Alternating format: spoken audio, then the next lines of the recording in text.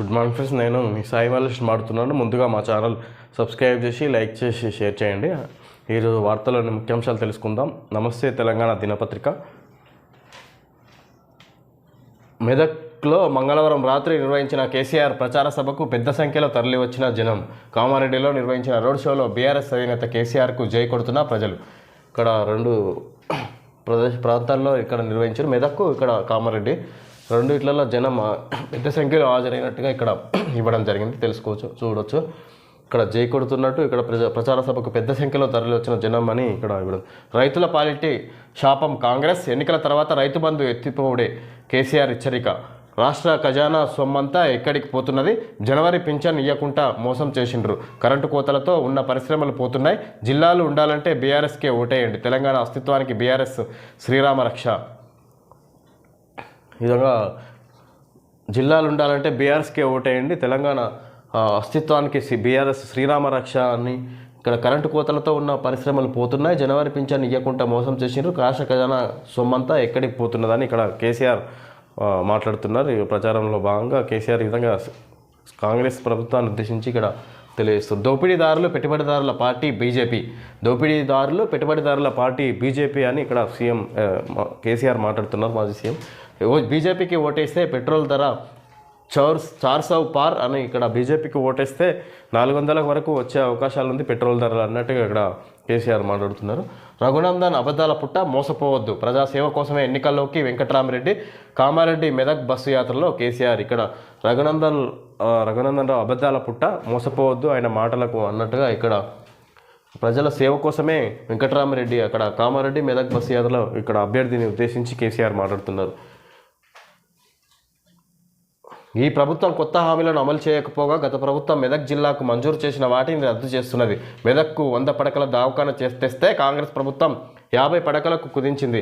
ఏడుపాయల జాతర బ్రహ్మాండంగా జరగాలని 100 కోట్లు మంజూరు చేస్తే దాన్ని తీసుకుపోయిండ్రు. మెదక్ అభివృద్ధికి 50 కోట్లు, రామాయంపేటకు 25 కోట్లు మా ప్రభుత్వం మంజూరు చేస్తే వాటిని కాంగ్రెస్ సర్కార్ రద్దు చేసింది. అర్హులకు మాత్రమే రైతు బంధు ఇస్తాం. రైతు బంధు ఇక నుంచి అర్హులైన వారికే ఇస్తామని వ్యవసాయ శాఖ మంత్రి తుమ్మల నాగేశ్వరరావు అన్నారు. ములుగు జిల్లా మంగపేట మండలం కేంద్రంలో మంగళవారం ఆయన మాట్లాడారు. గతంలో బంజరు భూములకు సైతం రైతు బంధు ఇచ్చారని, ఎన్నికల కోడ్ ముగిశాక రైతు బంధుకు సంబంధించి విధి విధానాలు రూపొందించి ఆ మేరకు పంట పెట్టుబడి ఇవ్వాలనే విషయాన్ని పరిశీలిస్తున్నట్టు ఆయన పేర్కొన్నారు. 1 కోటి ఎకరాలకు కోత ఖాయం, పంట వేస్తేనే రైతు బంధు సాయం. ఈ విధంగా రైతు బంధు అర్హులకే ఇస్తాము. ఇంతకుముందుకు బంజరు భూములకు కూడా రైతు బంధు ఇచ్చిరు. 1000 ఎకరాలున్న కూడా రైతు బంధు తీసుకురు అన్నట్టుగా ఇక్కడ ఎలక్షన్ కోడ్ ముగిశాక పరిశీలించి ఎవరికైతే పంట పండిస్తున్నారో వాళ్ళకే రైతు బంధు వచ్చే విధంగా చర్యలు తీసుకుంటామని ఇక్కడ మంత్రి తుమ్మల నాగేశ్వరరావు తెలియజేస్తున్నారు. 800 కోట్ల స్కామ్, ఖర్గే అల్లుడు. అనర్హుల నుంచి కోట్లు తీసుకొని ఎంబీబీఎస్ సీట్లు. సిబిఐ లోకాయుక్తకు బీజేపీ నేత ఫిర్యాదు. నకిలీ డాక్యుమెంట్లు సృష్టించినట్టు ఆరోపణలు. జగిత్యాల జిల్లా పెగడపల్లి మండలం ఆరవల్లిలో నేలవాలిన మొక్కజొన్న పంటను చూపుతున్న రైతు రాజేందర్. కరీంనగర్ జిల్లా చొప్పదండి వ్యవసాయ మార్కెట్లో తడిసిన ధాన్యాన్ని ఎత్తుతున్న మహిళా రైతు. ఈ విధంగా నిన్న వర్షానికి తడిచిపోయిన ధాన్యం, అదేవిధంగా ఇక్కడ మొక్కజొన్న పంట నేల కొరిగింది. మొత్తం గాలివాన బీభత్సం, అన్నదాత ఆగమాగం. నడి వేసవిలో రికార్డు వాన. హైదరాబాద్లో 3 గంటల పాటు వర్షం. శేరిలింగంపల్లిలో 10.8 సెంటీమీటర్లు. ఒక్కసారిగా చల్లబడిన వాతావరణం. వచ్చే 5 రోజులు మోస్తారు వర్షాలు. ఇక్కడ విధంగా వచ్చే 5 రోజులు మోస్తారు వర్షాలు. అకాల వర్షం కారణంగా ఇక్కడ పంటలు దెబ్బతిన్నాయి, తీవ్రంగా నష్టపోయారు అన్నట్టుగా రైతులు ఇక్కడ ఇచ్చారు. కోతలు లేకుండా కరెంట్ ఇస్తున్నాం. రాష్ట్రం అంతటా నిరంతరాయ విద్యుత్తు. పెరిగిన డిమాండ్కు తగినట్టుగా సరఫరా. సీఎంను భయపెట్టాలని బీజేపీ చూస్తున్నది. సెక్యులర్ పదాన్ని తొలగించేందుకు కుట్ర. కుల గణన ఆధారంగానే ఆస్తులు పంచుతాం. ఉప ముఖ్యమంత్రి బట్టి విక్రమార్క వెల్లడి.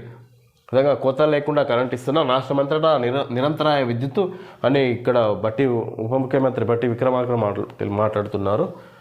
కరీంనగర్ జిల్లా తిమ్మాపూర్లో ఎఫ్సెట్ పరీక్ష రాసి బయటకు వస్తున్న విద్యార్థులు. కరెంటు కట్టు, రాత్రి దాకా ఎఫ్సెట్.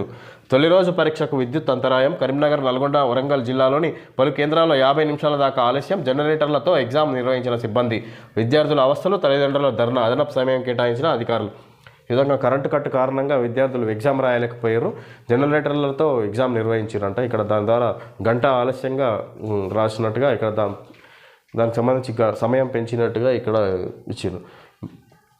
బీజేపీపై డౌట్, మార్కెట్ డౌన్. దలాల్ స్ట్రీట్లో డైలమా, బీజేపీ విజయ అవకాశాలపై సందేహం, రోజురోజుకు పడిపోతున్న సెన్సెక్స్, 5 రోజుల్లో 1500 పాయింట్ల పతనం, 18 రోజుల్లో 20 లక్షల కోట్లు ఆవిరి, 3 దశల పోలింగ్లో తగ్గిన ఓటింగ్, 200 సీట్లు దాటవన్న వార్తలకు బలం, ఆర్థిక నిపుణుల అంచనాలు ఇలాగే, విఐఎక్స్ ధృవీకరణ 18%కి ఇండెక్స్, మదుపర్లలో భయం, పెట్టుబడులు వెనక్కి, మోడీతో పన్నుల మోత తప్పదని భయం, మోడీ జడుపు మాటలు, మళ్ళీ 370 ఆర్టికల్ వస్తుంది, అయోధ్య రామాలయానికి బాబ్రీ తాళాలు వేస్తారు, ఎస్సీ ఎస్టీ రిజర్వేషన్లన్నీ తీసి ముస్లింలకు ఇస్తారట, రాజ్యాంగాన్ని మారుస్తారు, అసాధ్యాలు వల్లిస్తున్న మోడీ.